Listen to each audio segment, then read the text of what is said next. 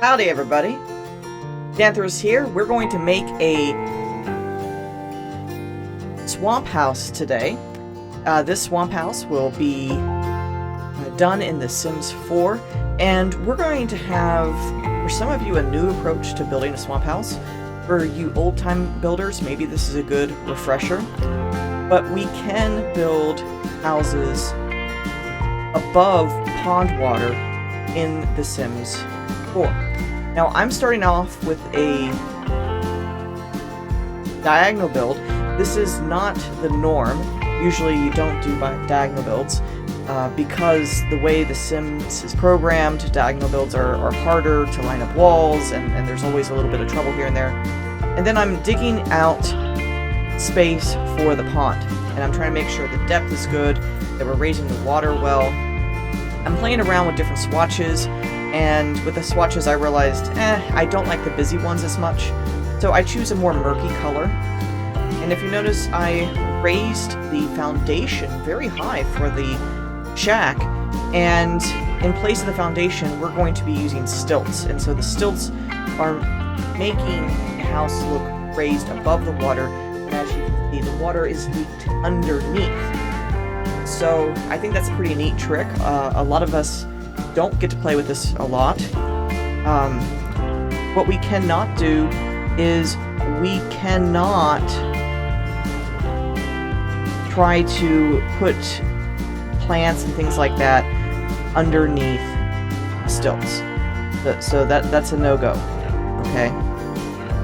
That's a no-go.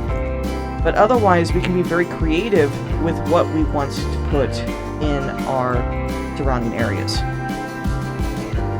So to continue that, the next thing I'm doing is adding a staircase, and as I'm doing it, I'm realizing, staircases, for some reason, the Sims program staircases not to fit at an angle. So I'm trying to finagle it, make a different shaped porch, and that way we can add the staircase. And if you notice, the porch looks kind of run down, and the whole look of this swamp shack will be run down.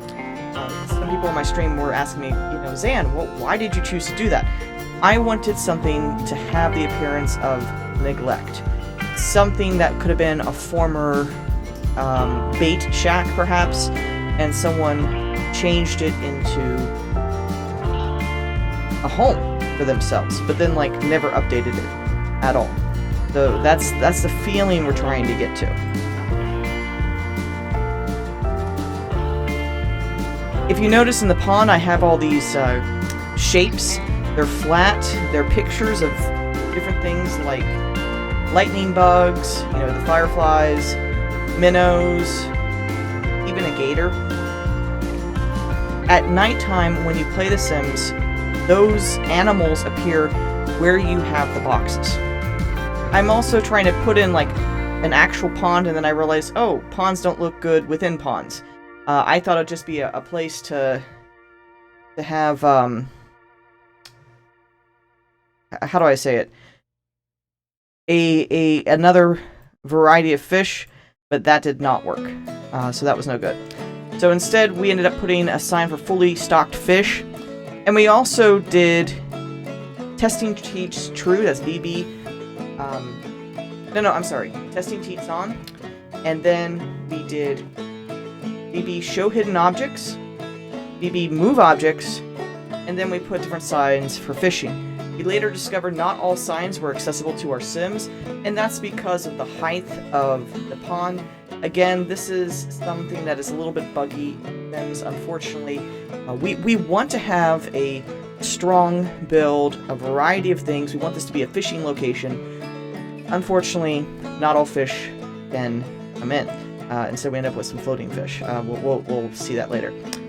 With the bridge, I'm adding a railing to it. We have a lot of different plants to make it a little bit more interesting. And if you notice the bridge, we also have the same bottom with the poles as we do with the house. With the house, I'm experimenting with different windows, trying to get a feel of what I want. I decided to use base game windows, and a door, I believe this is from Strangerville. I like this metal door that's all dinged up, the paint's coming out, And it's a little weird because it has an anti-alien sign. You know, it's definitely not a welcoming door. For the kitchen, we have banged up countertops, an old used refrigerator. I'm sticking with a more brown theme inside the house, but there will be some other colors we're going to add into it.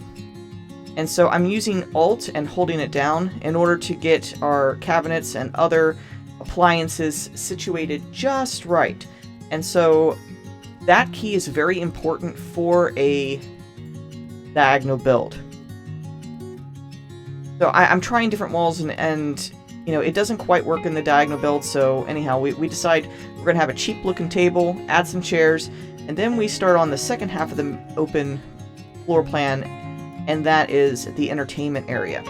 And so we put in an old TV with the bunny ears, a small radio, very tiny radio, and some books. We also try different lighting, see what looks good, what does not. And we're trying to build out this patch and match kind of feel. As we're drawing things together, I start measuring out the spaces of room with furniture. So, for example, the bedroom. Because it's diagonal, it's harder to measure just using your eyes. And I'm trying to put walls in, and it's very difficult for me. So I decided to be a little bit clever and put a bathroom with an open plan. So the idea behind this bathroom is that you can take a shower and do all these things even though it's a little bit open, okay?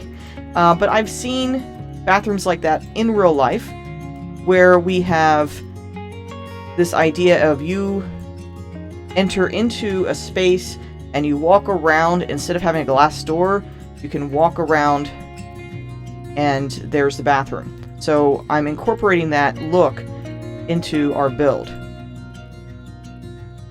So, you know, you better hope that you don't have any partners to share the bathroom. That's all I got to say. We're choosing stained carpet, and I'm using Control F in order to do the half tiles, so we are able to build the tiles and flooring on a diagonal. The colors of the wallpaper, and just basically everything that goes in the walls, I'm choosing things that are old looking, stained, and then I put in a pass-through archway. Unfortunately, the only style, like shape that I like comes from the Island Living Pack. But with the Island Living Pack, you know, it's that tropical pattern. I'm not happy with that, but we're going to pretend it works anyhow. For the bedroom, we're going to be adding old curtains. In fact, we're adding a bunch of different curtains all over this build. I even included a light that was looks like a former jar. They screwed it into the light bulb. That's from the Family Living Pack. You know, just to add to the oldness of this, you know, people trying to patch and match all the different things. For decor, we have a variety of different blinds and drapes. Again, sticking with the brown theme. And then I'm adding cracks and holes into the wall to give it a more aged feel. So the colors on this, if you guys can't tell already, are shades of brown-ish. You know, and then we have that green bedroom to offset it a little bit. Very worn. We have a lot of cobwebs. This person's never dusted. They just don't care about their space. And I even added things that pick up with the door, such as the aliens theme. And if you notice, we have that clown picture. One of the traits in The Sims is if you have the sad clown picture and you view it 3 times, the sad clown comes to your house and starts crying and is just being a very sad guest. So that's one of the hidden features left over from previous variations of The Sims. So that's a fun gameplay element. So if you notice, I've also put signs on the exterior of the shack, and they are based off of fishing. Again, we're getting that whole fishing theme. Got a bookshelf in here, and I even put a mouse hole. So everything is coming together. It's definitely going to be a dirtier build. I gotta squeeze in the computer. I also add an old chair and a telescope for us. And then I start on the roof. Now, the roof was not as challenging as the glass house build we had earlier. And I had chat from Twitch vote which roof we were going to do. So they liked the roof with the moss, and I liked the plain one, so we kind of did half and half. You know, just to not overdo it with the pattern. Because unfortunately, that's one thing I noticed about The Sims. Either the patterns are too big, or the patterns are too busy. There's very little middle ground. And then the next thing I do is I test it. So when we're testing it, we're going to have the sim walk around, check things out, and then we play test it to see how it goes with the rest of the game. For the family that I entered into the house, I'm using a mermaid. Unfortunately, with this build, no one can swim in the pond. Apparently, people can play in it, but they can't swim in it. It drives me crazy. If you download this build, some of the fish might be floating a little bit above the water. That's because I couldn't exactly get it perfect. But still, having a variety of fish to fish from that pond will save a lot. If you are a collector of Sims goods and you want to collect all the fish. So I don't have all the fish there, but I have many of the fish available in that pond. We have the welcome wagon right now stopping by, so lots of neighbors. They're checking things out, making comments about the house. Nosy neighbors. And so far, everything looks good. So I'm very pleased with this build. You know, I may not be the best builder, but we got something.